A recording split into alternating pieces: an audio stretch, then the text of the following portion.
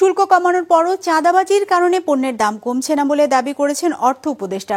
রোববার international business ফোরামের বার্ষিক সম্মেলনে একথা বলেন তিনি। জানান, এনবিআর এর প্রশাসন ও শুল্ক আহরণকে আলাদা করা হবে।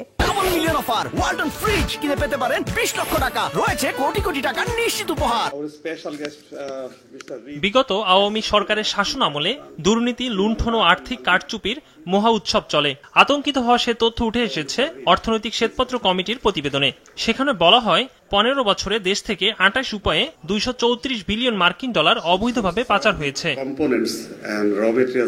শ্বেতপত্র কমিটির প্রধান ডক্টর দেবপ্রিয় ভট্টাচার্য জানান, 1.5 দশকের লুটপাট পৃথিবীর যে কোনো দুর্নীতিকে হার মানাবে। বলেন, এই অবস্থা থেকে উত্তরণে মধ্যমেয়াদী পরিকল্পনাকে গুরুত্ব দিতে হবে। মানুষকে অর্থনৈতিক স্বস্তি দিতে না পারলে উন্নয়নের সুফল মিলবে না বলেও মন্তব্য করেন তিনি।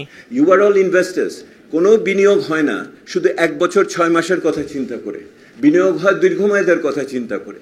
সেই দীর্ঘমেয়াদের যদি আমরা স্বস্তি না পাই, যদি আমি না বুঝি যে আমার করের হারটা কি হবে, যদি আমি না বুঝি আমার আমদানি শুল্ক কি হবে, যদি আমি না বুঝি যে আমার টাকার বিনিময় হার কতখানি স্থিতিশীল থাকবে, আর এখন যে এই সুদের হার বাড়ছে সেই সুদের হার আরো কমবে কি কমবে না, বা আমি কার জন্য কি ব্যবস্থা দিব, এই সমস্ত বিষয়গুলি একত্রিত করে একটি মধ্যমেয়াদী পরিকল্পনা এখন খুবই জরুরি হয়ে উঠেছে।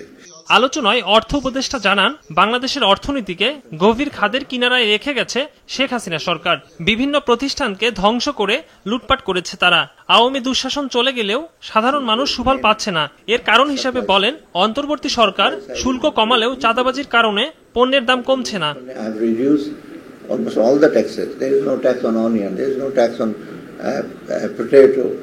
কিন্তু বাজারে দাম কমে না। রাজনৈতিক সমঝোতা খুব difficult, political compromise difficult, but চাঁদাবাজি সমঝোতা is very easy.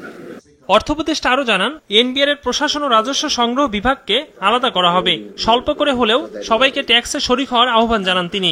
Basically problems are with first the regulatory failures. In many cases, regulatory, including the failures of Bangladesh Bank also, NBR and others. অনেকের উপর নিয়ে প্রশ্ন করে কেন নিয়েছিলাম, but we are not going to stop. It definitely is a big project. আগামীতে ব্যবসায়ীদের আর প্রণোদনা দেয়া হবে না বলেও জানিয়েছেন অর্থ উপদেষ্টা। সাকিব খান ওয়াজ ফাইন 50 লাখ টাকা, সবাই মাথা ব্যথা, হায় হায় রে এত বড় খেলোয়াড়কে ফাইন করে, আর এটা 2 বছর আগেই তো তাকে ফাইন দেওয়ার কথা ছিল। একরামুল ইসলাম খান, বিজনেস রিপোর্ট, মাছরাঙ্গা টেলিভিশন।